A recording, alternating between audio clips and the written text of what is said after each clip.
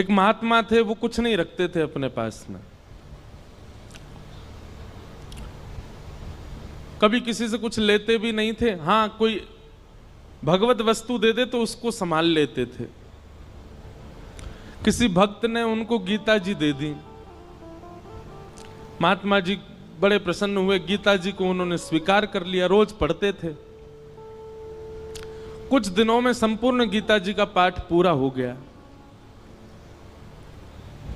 तभी एक व्यक्ति, उसके अंदर वैराग्य जाग गया था, वो महात्मा जी के पास आया, बोले मुझे अपनी सेवा में रख लीजिए।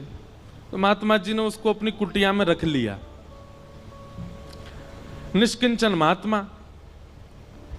एक दिन उनके मन में भाव आया कि हम कुछ तीर्थ यात्रा करने के लिए जा रहे हैं।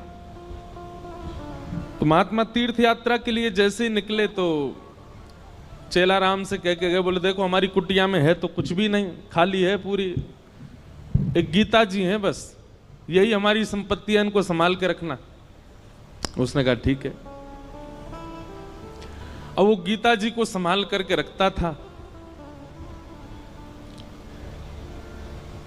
एक दिन एक चूहा घुस गया कुटिया में और वो गीता जी को कुतरने लगा। उस व्यक्ति ने देखा कि अरे ये चूहा तो हमारी गीता जी को खा जाएगा। उसने मनोविचार किया क्या करें, गांव वालों से पूछा तो गांव वालों ने कहा कि बिल्ली रख लो तो फिर चूहा नहीं आएगा। तो वो कुटिया में बिल्ली ले आए कि बिल्ली के डर से चूहा नहीं आएगा। कुछ दिन तो चूहे नहीं आए, लेकिन बिल्ली बेचारी पतली दुबली होने लग गई, उसको भोजन पानी मिलता नहीं था, सूखने लग गई। व्यक्ति को बड़ी चिंता हुई, उसने गांव वालों से कहा, बोले हमारी बिल्ली तो पतली हो गई, अब क्या करें? बोले इसको दूध पिलाना पड़ेगा तब हिष्ट पुष्ट होगी। तो क्या करें उसके लिए? बोले गैया रख लो।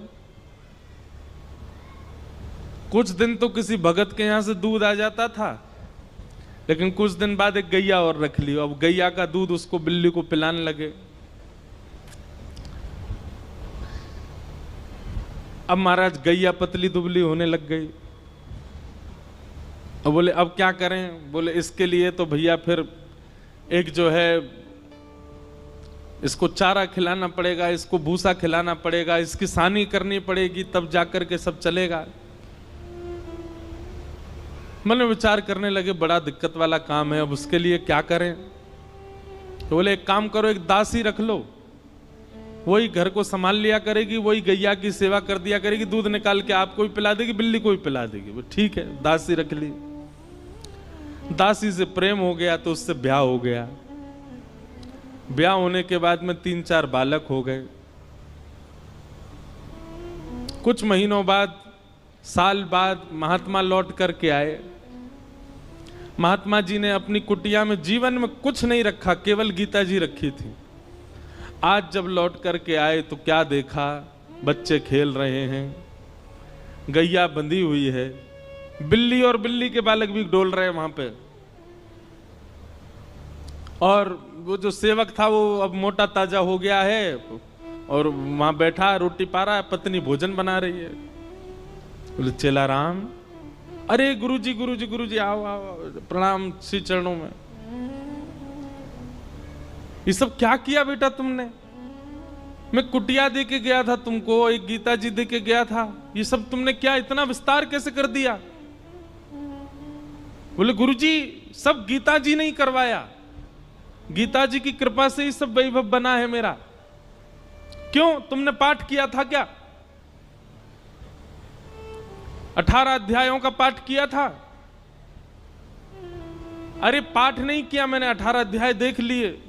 बोले कैसे देखे? बोले पहला अध्याय तो बिल्ली है, दूसरा अध्याय गैया है, तीसरा अध्याय पत्नी है, चौथे पांचवें छठवें रोल लाइन नीचे सारे अध्याय हैं। गुरुजी समझ गए। बोले गीता जी केवल रखी थी, पढ़ी नहीं थी, पढ़ी होती तो इतना विस्तार नहीं होता। हम लोगों को लगता है कि केवल रामायण जी को पूज लो, भागवत जी को पूज लो, गीता जी को पूज लो, इन्हीं से काम हो जाएगा। नहीं, आप उसका स्वाध्याय नहीं करेंगे, उस पर मनन चिंतन नहीं करेंगे, जो आपके मन में विकार हैं, जो मन में आसक्तियां हैं, वो कैसे समाप्त होगी?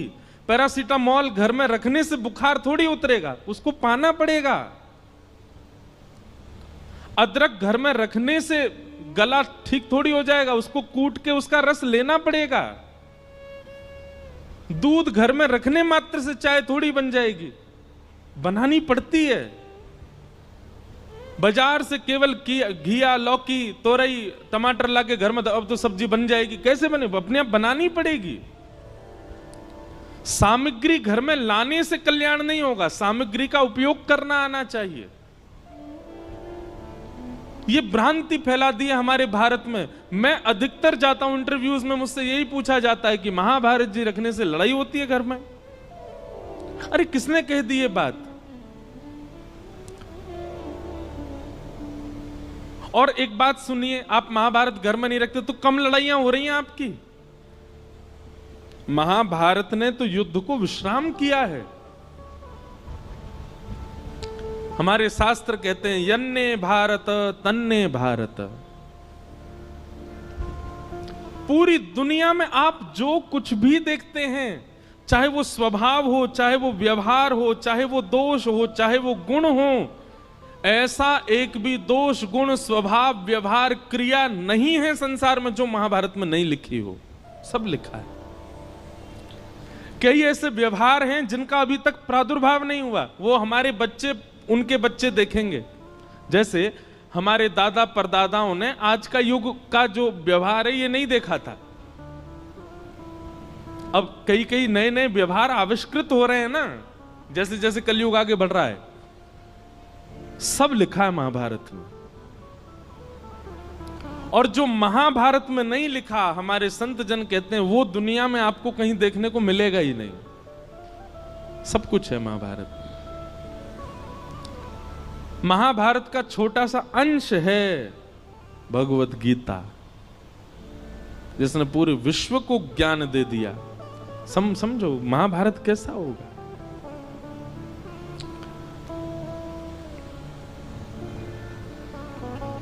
कल हम लोग द्रौपदी का प्रसंग सुन रहे थे। तत्पश्चात भगवान ने उत्तरा के बालक की रक्षा की। वही बालक परीक्षित हुआ।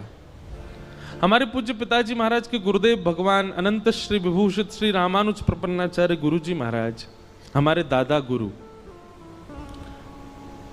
उन्होंने भागवत जी के कई विषयों पर छोटे छोटी किताबें लिखी हैं। वो कहीं प्रकाशित नहीं है, हमारे घर में ही रखी हैं बस। तो कभी कभी मैं देखने का अवसर मिलता है तो मैं उसमें भाव देखता हूं गुरु जी के।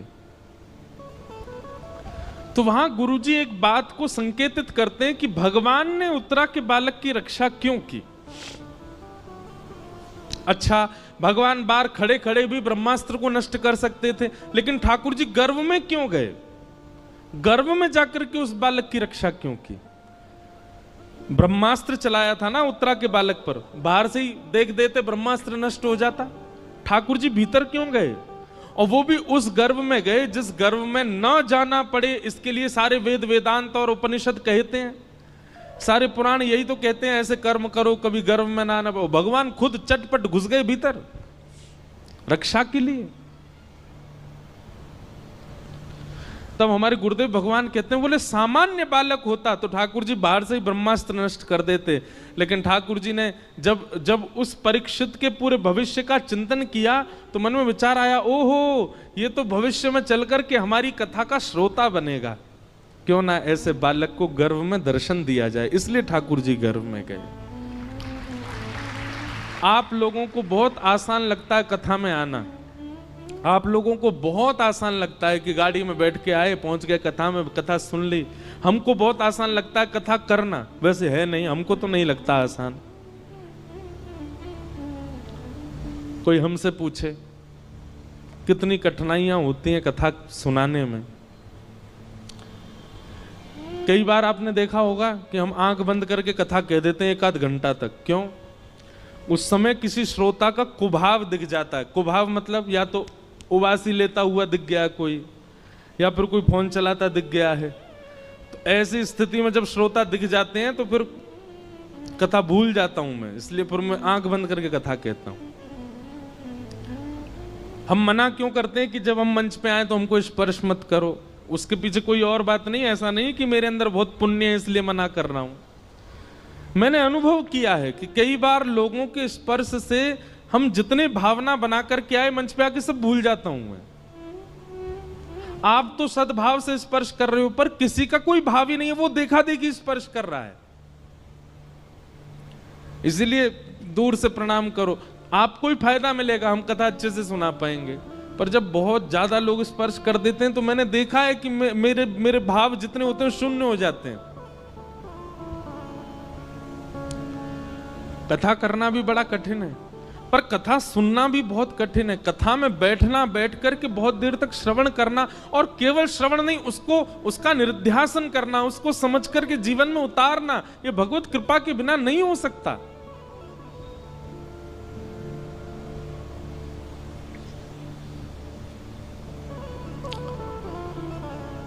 कथा का श्रोता होना सामान्य बात नहीं है। निश्चित ही ये बात आप लिख लीजिएगा, प्रमाणित है। अगर कोई व्यक्ति अपने जीवन में कथा से लगाव करता है, कथा श्रवण कर रहा है, उसने कभी ना कभी ठाकुर जी को देखा है, उसने दर्शन किया है ठाकुर जी का, इसीलिए उसकी रुचि बढ़ रही है।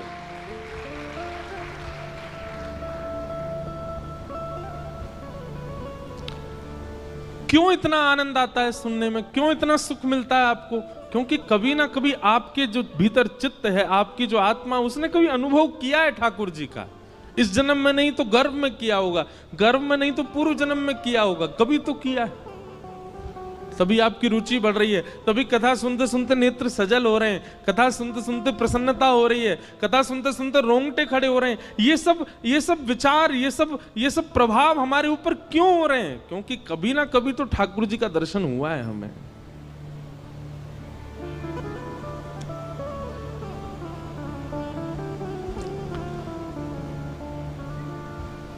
कुंती ने भगवान की स्तुति गाई, तत्पश्चात भीष्म पितामह ने भगवान की स्तुति गाई, और फिर भगवान द्वारिका प्रस्थान कर गए। उत्तरा के गर्भ के बालक ने जन्म लिया, और कुछ वर्ष बाद जब भगवान अपनी लीला पूरी करके चले गए, तब पांडवों ने उस बालक को राज्य गद्दी पर बिठा दिया, और पांडव भी स्वर्गारोहण को चले गए।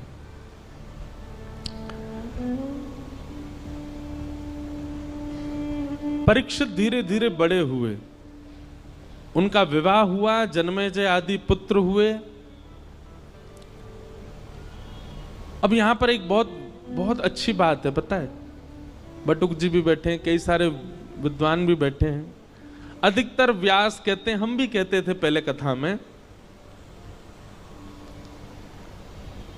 कि कलयुग को 5 स्थान दिए, और उन 5 स्थानों में एक स्थान जात रूप मदात प्रभो सोने में निवास दिया। अभी हम इसका विस्तार करेंगे, बस कुछ व्यास बैठे हैं सन्मुख, उनको बता रहे हैं। और उसके बाद परीक्षित ने आकर के मुकुट पहन लिया, जिसकी वजह से उनके मस्तिष्क में कलयुग प्रविष्ट हो गया। पर यह कथा भागवत में लिखी नहीं है।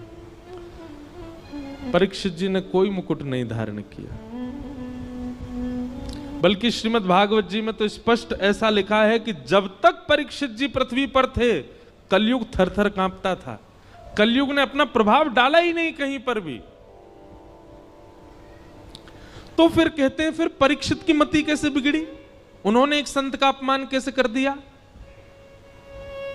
तो यहां भाव बताया गया, क्षुधा, भूख। इतनी भूख लगी थी उनको, इतनी प्यास लगी थी कि भोजन और प्यास का मारा व्यक्ति कुछ भी कर सकता है। इसलिए व्यक्ति को अत्यंत भूखा भी नहीं रहना चाहिए, क्योंकि अत्यंत भूख जो होती है, कलयुग उस पर भी प्रभाव डाल करके उससे गलत करवा देता है।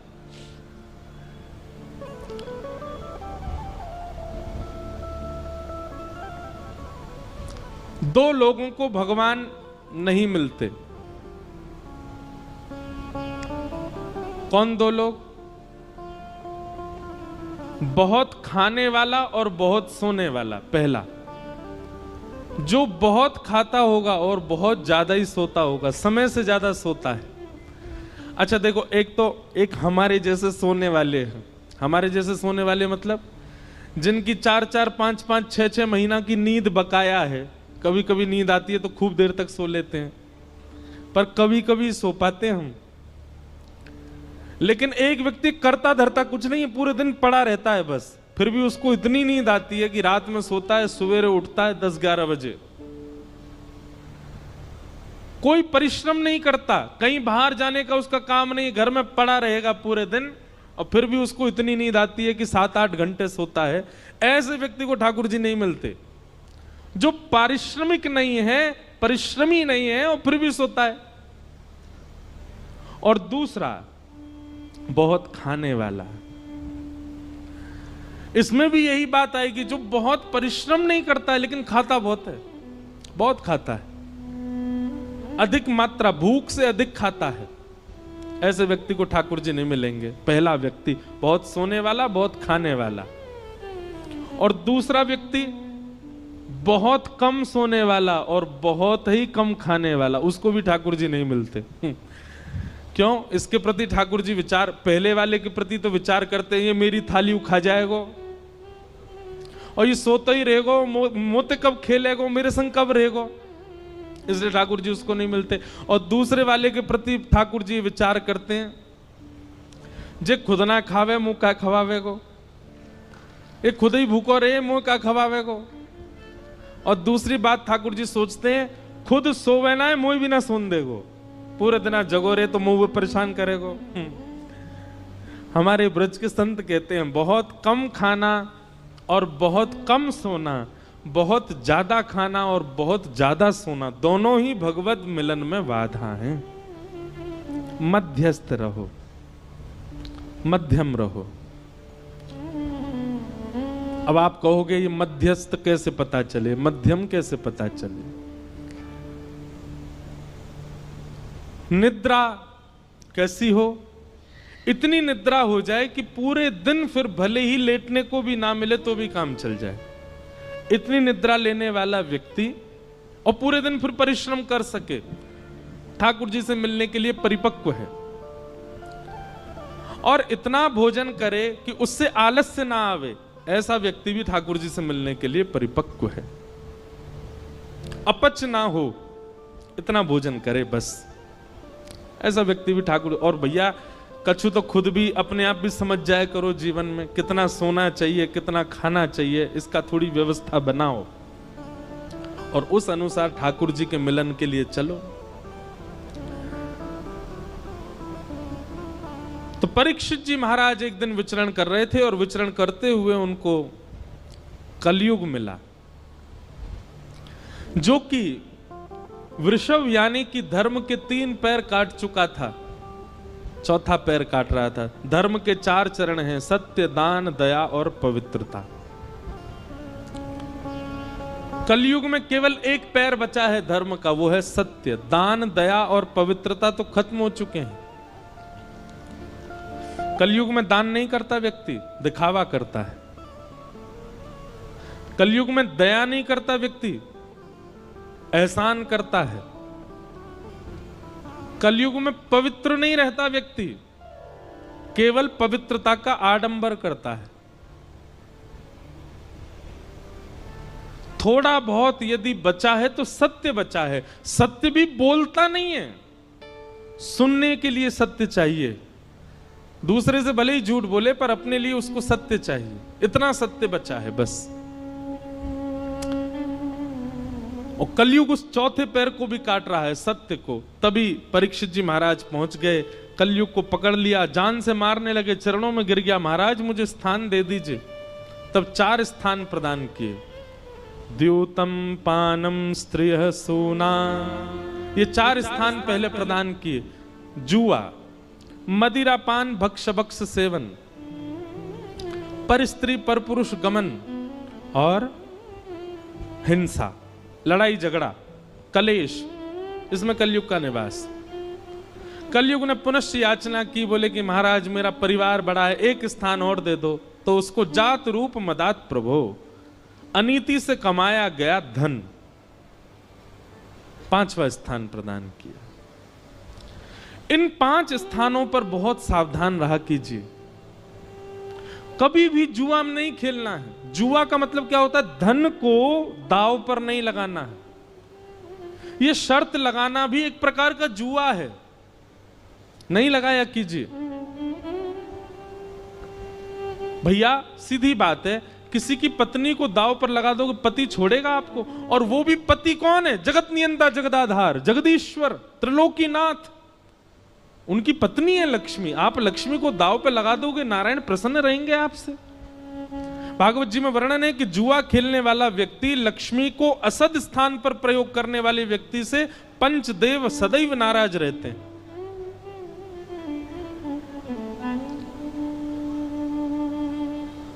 कई बार हमने देखा कि जुआ खेलने वाले व्यक्ति प्रारंभिक स्थिति में बहुत धन कमा लेते हैं, बहुत ऐश्वर्य भोग लेते हैं, सब सुख संपत्ति होती है। एक बात याद रखिएगा बंधुओं, बहुत ध्यानपूर्वक सुनो। असद क्रिया करने वाला व्यक्ति, बहुत ध्यान से सुनिएगा, असद क्रिया करने वाला व्यक्ति दूषित क्रिया करने वाले व्यक्ति के लिए एक निधान बनाते हैं भगवान। क्या? जैसे भगवान दिखते हैं कि गलत कर रहा है, तो उसके इस जन्म के एवं उसके आगामी जितने जन्म हैं एवं पूर्व के जन्मों के जितने भी पुण्य हैं, जितने भी सुख हैं, जितनी भी समृद्धियां हैं, सब एक साथ ठाकुर जी उसको देख करके भुगवाते हैं। जल्दी इसका कोटा खत्म करो, जल्दी जल्दी इसको खवाओ। समझ में आई बात? थोड़ा और समझो। मान लीजिए कोई व्यक्ति है और वो गलत काम करता है, पाप करता है, वो सब क्रिया करता है जो वेद विरुद्ध है। ठाकुर जी एक आध बार तो प्रयास करते हैं कि सुधर जाए, लेकिन वो एक आध बार में भी जब नहीं सुधरता है तो ठाकुर जी कहते हैं ठीक है, तो अब इसका स्वभाव बन ही चुका है, इसको पाप करना ही है, इसको गलत करना ही है, तो फिर इसके जन्म में, इसके जीवन में जितने भी सुख समृद्धियां आने वाली हैं, एक संग सब इसके जीवन में दे दो। उसके पास धन भी आ जाएगा, उसके पास संपत्ति भी आ जाएगी, वो जो चाहेगा उसको मिलने लग जाएगा। लेकिन वो यह नहीं समझ पाता है कि मेरा खाता खत्म किया जा रहा है जल्दी जल्दी। एक साथ सब भुगवा करके फिर ठाकुर जी उसको ऐसा गिरते हैं, ऐसा गिरते हैं, जैसे उसका शून्य हो जाता है खाता, फिर वो जीवन में उठ नहीं पाता। इस जीवन में नहीं, कितने जन्मों तक नहीं उठ पाता। और भक्ति करने वाले के साथ उल्टा होता है। जैसे ठाकुर जी देखते हैं तिलक लगाने लग गया, कंठी पहनता है, माला जप करता है, नित्य हरिनाम संकीर्तन करता है, कथा श्रवण करता है, तो ठाकुर जी कहते हैं इसके जीवन में जितने दुख आने वाले हैं, इसके अनेक जन्मों में जितने दुख आने वाले, सब भुगवा के इसके सारे खाते खत्म करो दुख के। और एक साथ ठाकुर जी भुगवा भुगवा करके सब नष्ट कर देते हैं, शून्य कर देते हैं। और जैसे ही उसका खाता शून्य होता है, ठाकुर जी आकर के उसको हृदय से लगा लेते हैं।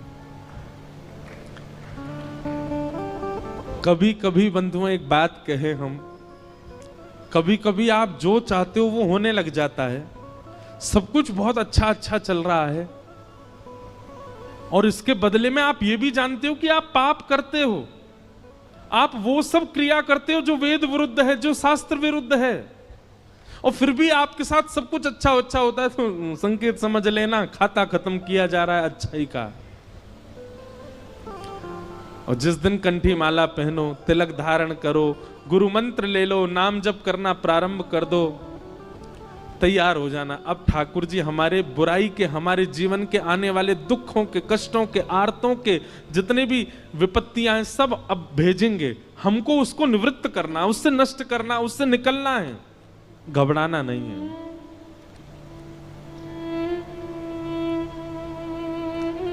क्योंकि कई बार लोग मिलने आते हैं तो मुझसे कहते हैं कि वो देखो महाराज जी इतना पाप करता फिर भी उसके जीवन में इतनी प्रसन्नता। अरे आपको नहीं पता है, उसका खाता खत्म हो रहा है अच्छाइयों का।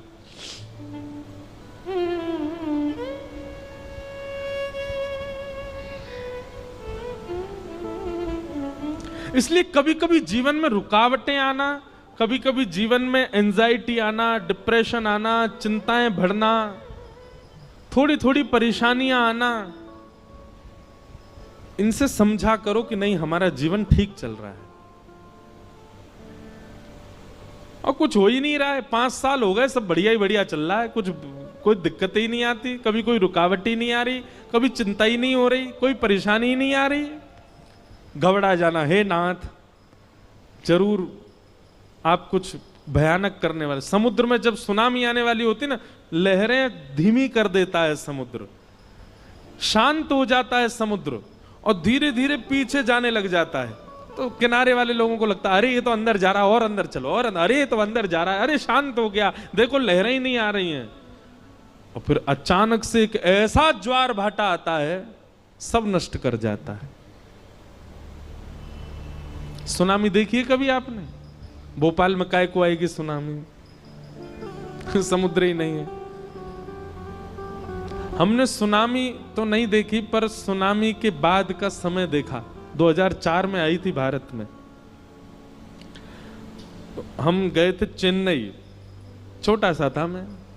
उसके बाद सुनामी के बाद का समय, और कभी देखना हो ना तो कभी रामेश्वरम जाइए, और रामेश्वरम दर्शन करके फिर आप जब धनुषकोडी जाएंगे तो बीच का जो मार्ग है वहां देखेंगे दोनों तरफ समुद्र है, इधर भी समुद्र, बीच में रास्ता। तो वहीं एक गांव हुआ करता था किसी समय पर, वो सुनामी में आज भी पूरा गांव वहां दिखता है, टूटे हुए घर, बहुत भयानक। हमारी कथा अभी रामेश्वरम में